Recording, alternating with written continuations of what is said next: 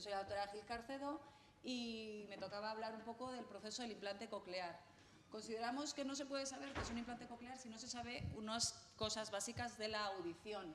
Y para conocer el órgano de la audición tenemos que saber que es aquel que realiza una función específica, que es hacer percibir en un estímulo sonoro físico hasta nuestro sistema nervioso central. Y esto lo hace a través de 3 etapas.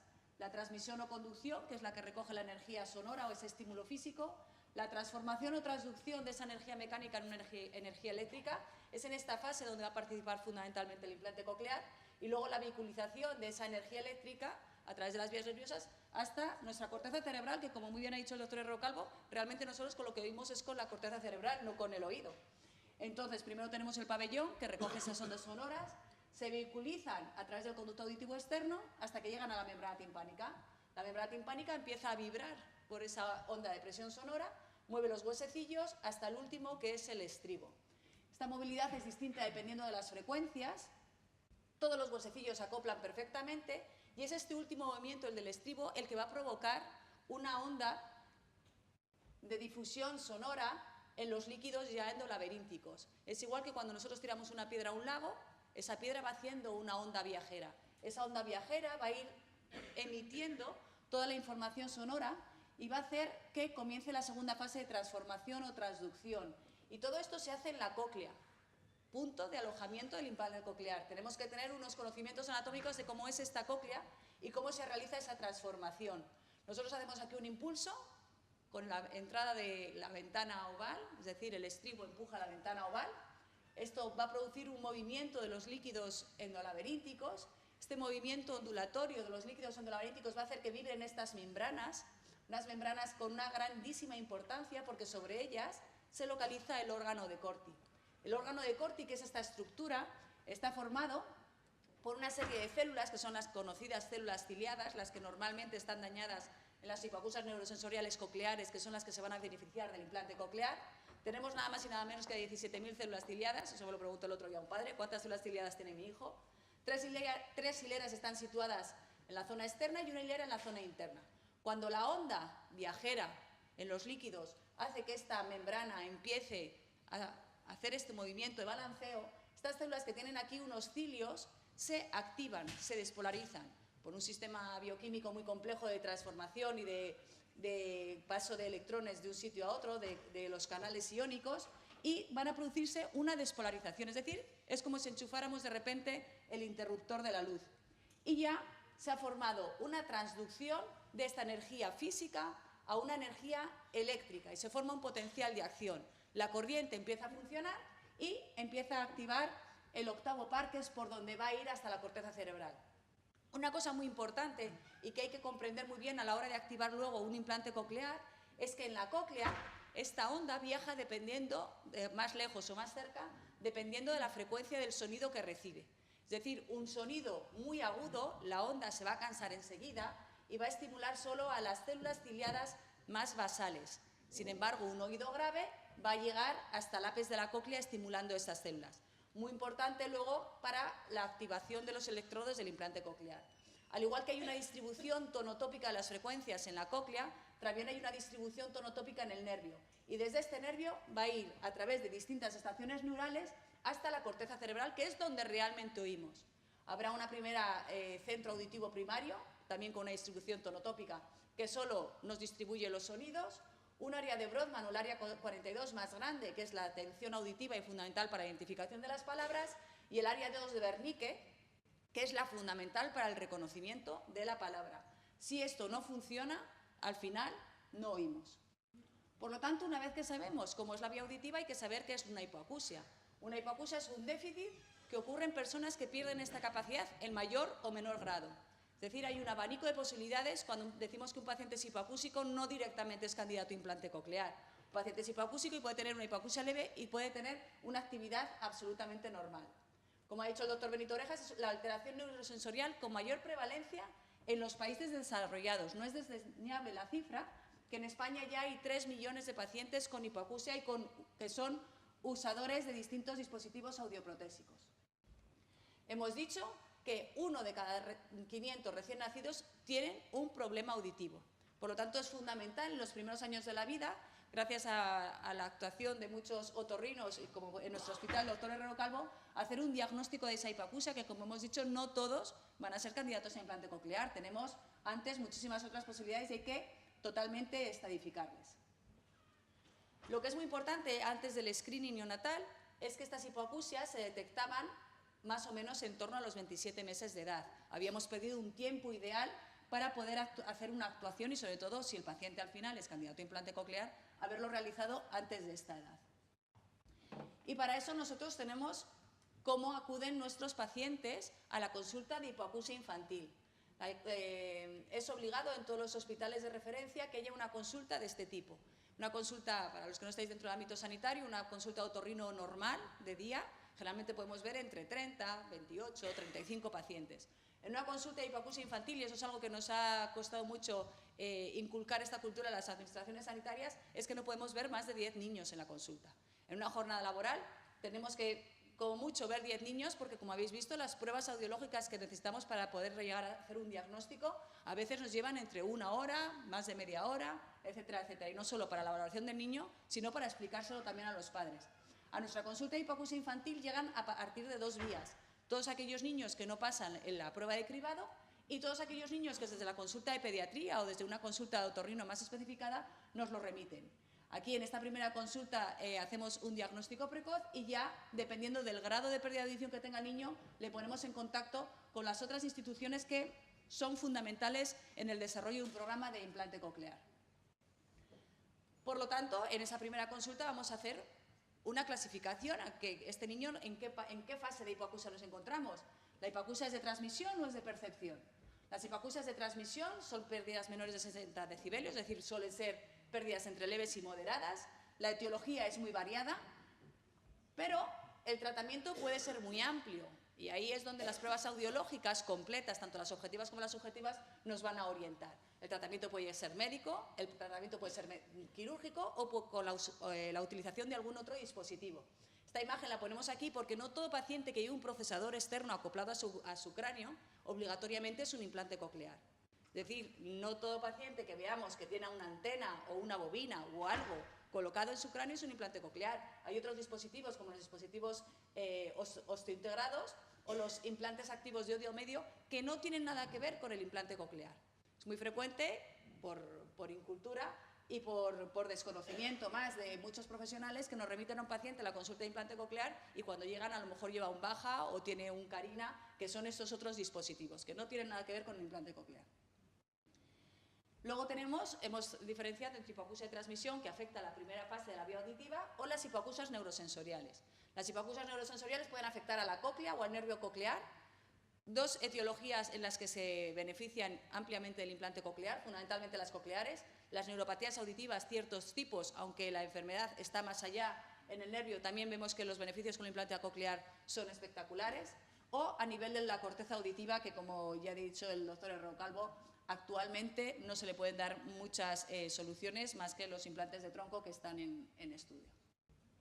Por lo tanto, cuando ya hemos diagnosticado en las primeras consultas y en las exploraciones audiológicas qué tipo de hipoacusia neurosensorial tiene este paciente, tampoco hay que asustar al padre porque dependiendo del grado el tratamiento va a ser diferente. Puede ser simplemente observacional. Lo que sí que hay que hablar mucho con la familia es que la observación debe ser objetiva, es decir, el niño al año tiene que cumplir unos ítems, a los 2 años tiene que cumplir otros y a los 3 años ya tiene que saber hacer frases de más de 4 palabras, tiene que conocer 500 palabras y responder a órdenes muy complejas. Es decir, no hacer que el niño, como es tímido, no habla. No hay que infantilizar al niño y tampoco hay que hacer que un niño sea más adulto, es decir, cada fase tiene su lenguaje adquirido y eso va a ser gracias si tenemos una buena audición.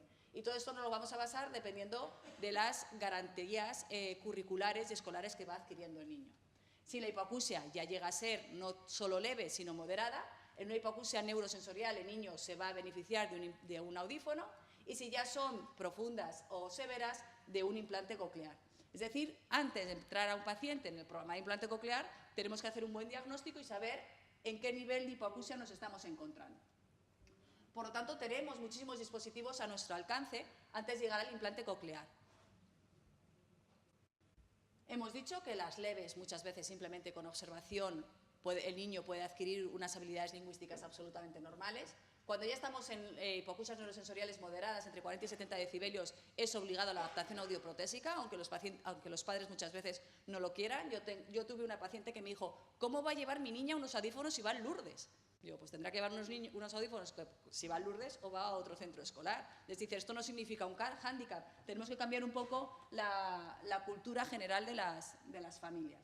Y si precisa un audífono, lo debe de llevar. Y ya cuando el niño lo tenemos con una hipoacusia severa profunda y es bilateral, ahí ya el niño será candidato a implante coclear. Es decir, un paciente con una hipoacusia unilateral severa o profunda actualmente no es candidato a implante coclear, solo si es bilateral.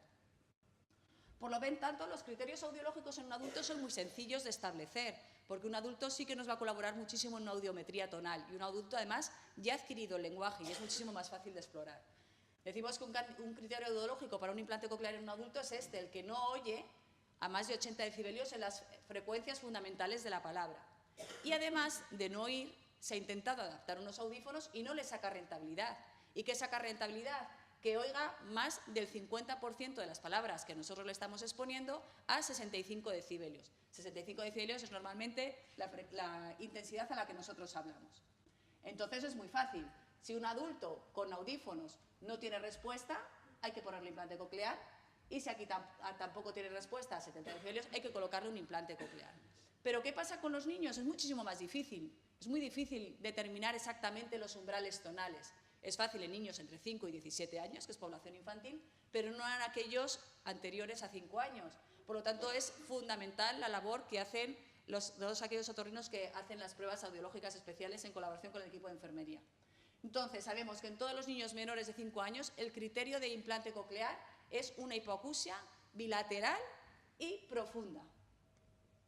Además, el niño, antes de colocarle un implante coclear, se ha tenido que intentar adaptar con unas audioprótesis. Y nosotros tenemos que valorar el rendimiento que ha sacado esas audioprótesis durante al menos 6 meses y ver si realmente el diagnóstico se sigue confirmando con las pruebas observacionales y con las pruebas objetivas y ver si el niño va a realmente necesitar el implante coclear.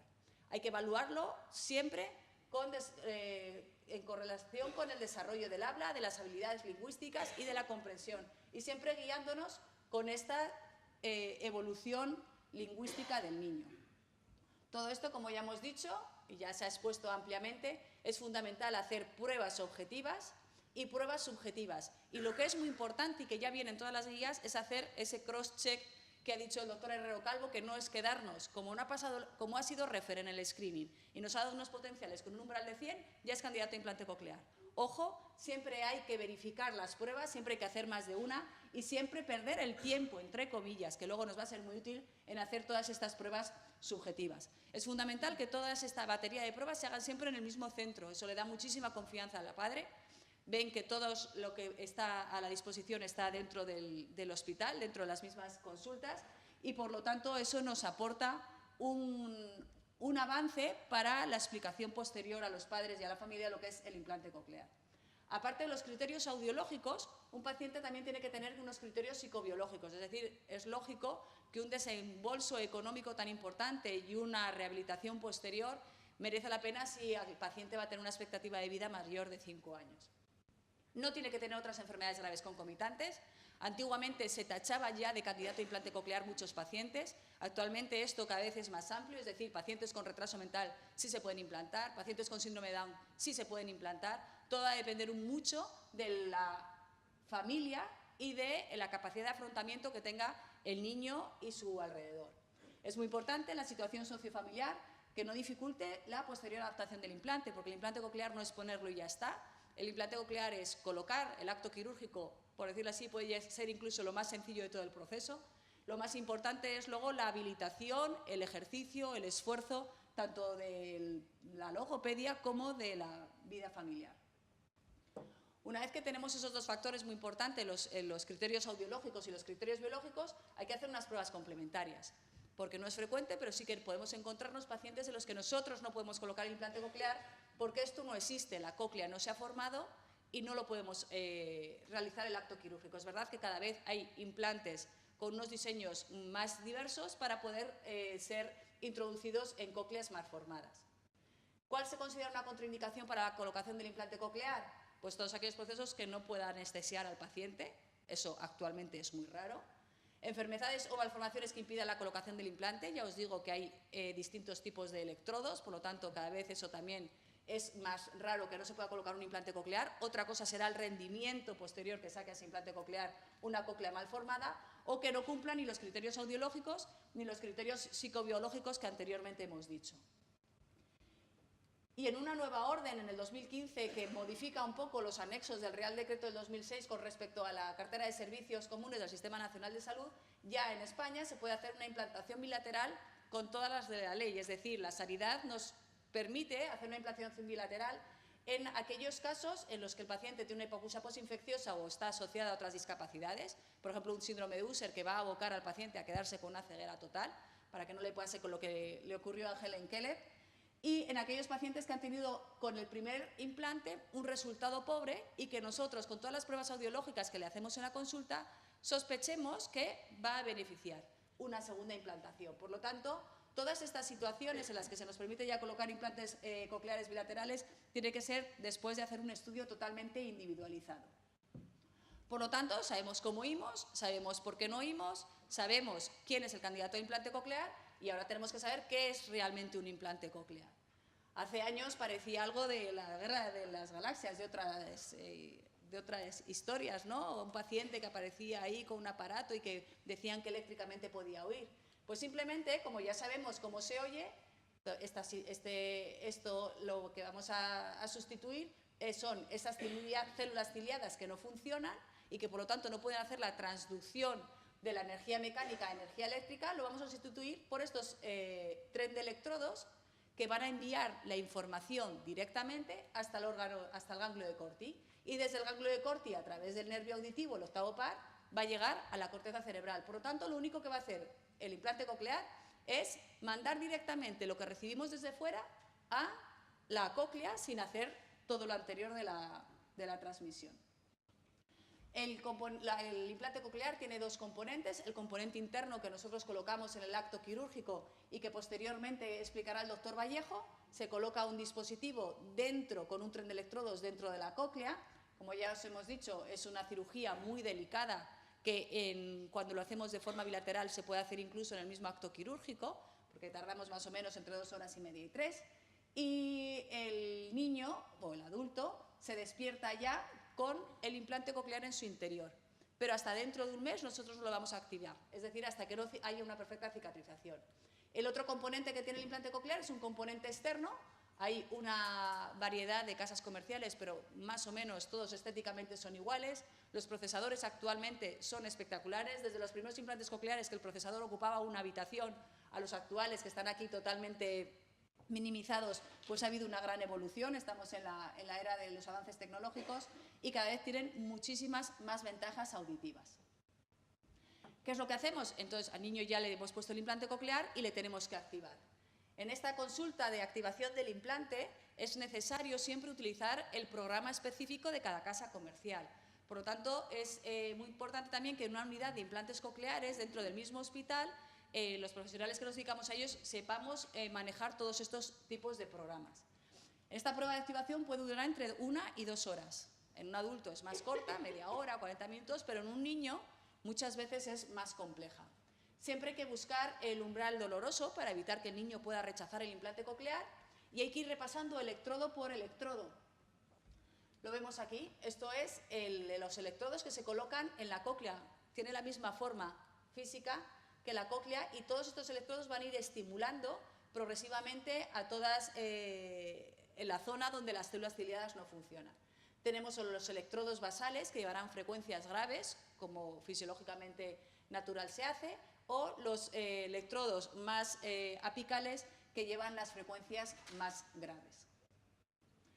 Iremos electrodo por electrodo, podremos ir valorando la posición de cada uno y su buena posición para la activación. Posteriormente buscamos el umbral auditivo, es decir, a partir de que el punto donde el niño parece que recibe un estímulo, todo esto es conductual fundamentalmente, y buscamos el punto hasta donde el niño puede oír sin que le produzca molestias. Buscamos, por lo tanto, un rango dinámico auditivo donde nos va a poder permitir hacer el resto de las programaciones.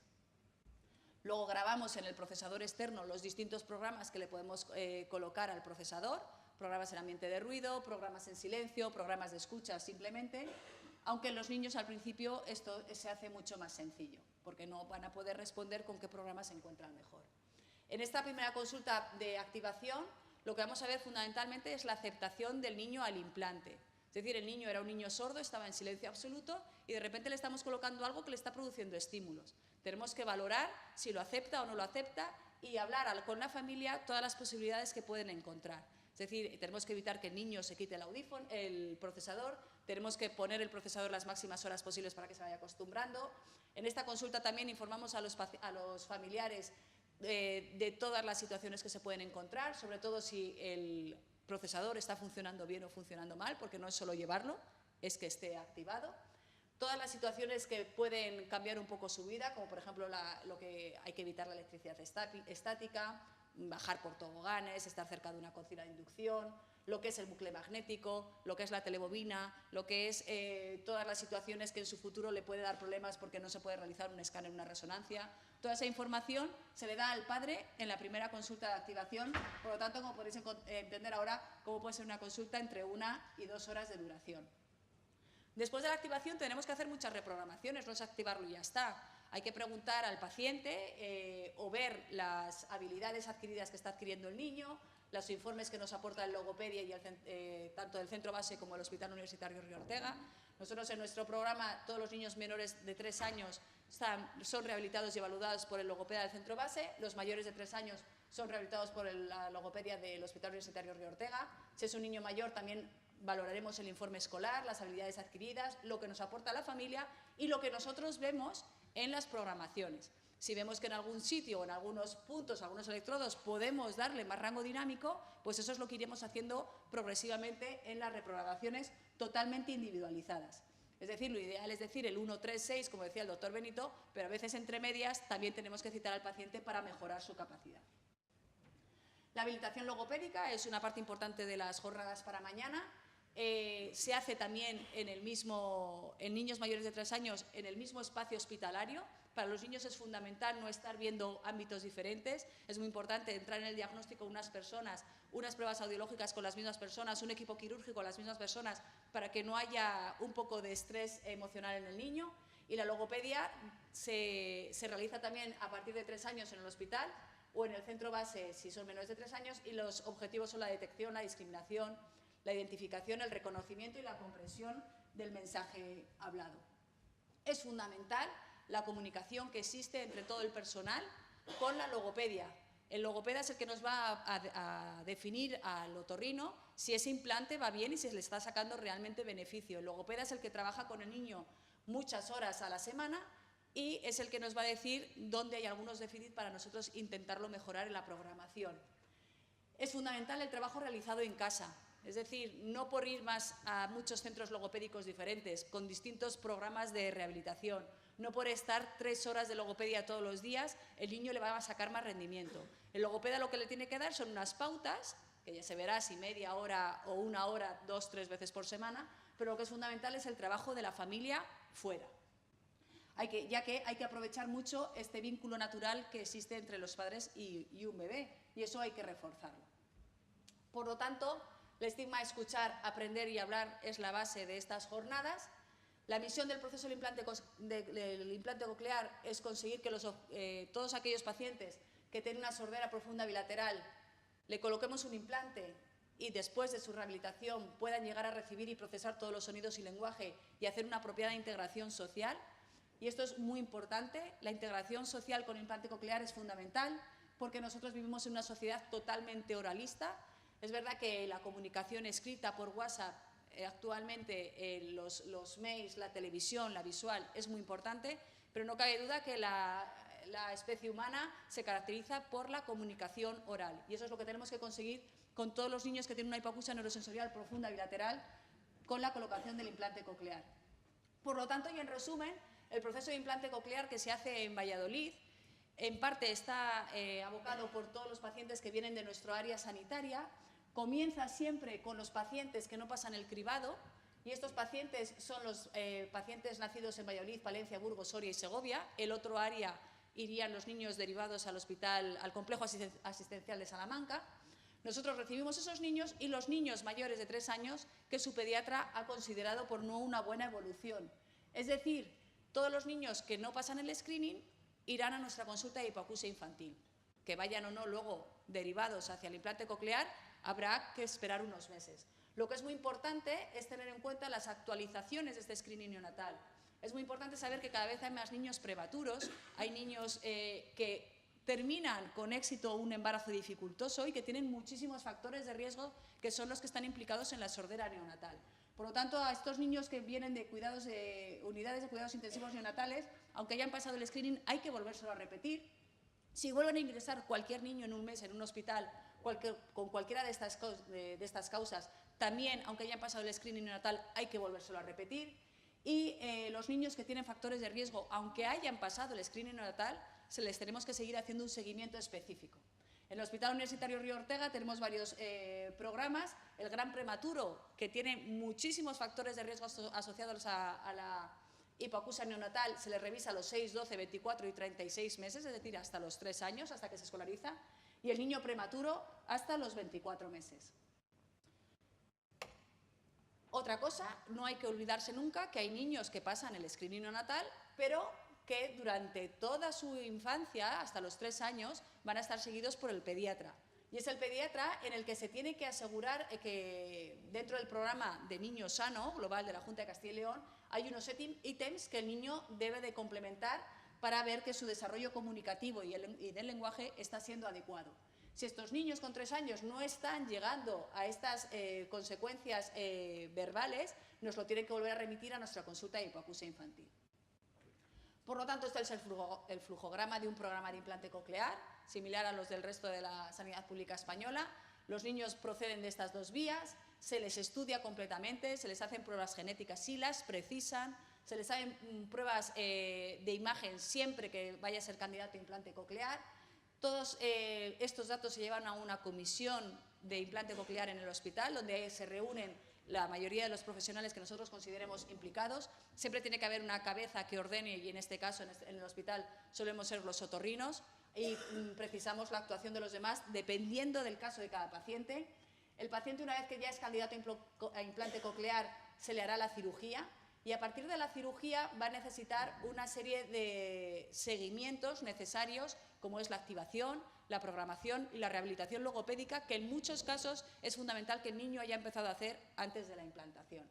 El seguimiento es exhaustivo hasta que conseguimos dar el alta al paciente, que desgraciadamente no es para toda la vida. El alta, como muchos, durante 1 año. Un niño con un implante coclear va a depender de nosotros durante mucho tiempo. Primero, porque el implante coclear hay que recambiarlo, cada 7 años tendrá que acudir a nosotros para poderlo recambiarlo, se puede estropear, puede perder el mapa, puede necesitar una nueva programación por sus actividades que está realizando. Por lo tanto, la relación que tenemos con el paciente es estrecha.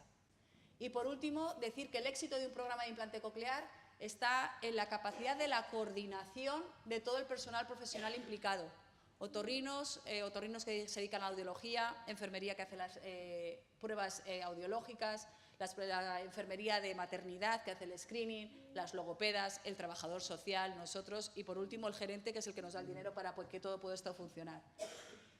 La coordinación de todo este personal profesional, del paciente si es adulto y, sobre todo, de la familia si estamos tratando de un niño con un implante coclear. Muchas gracias.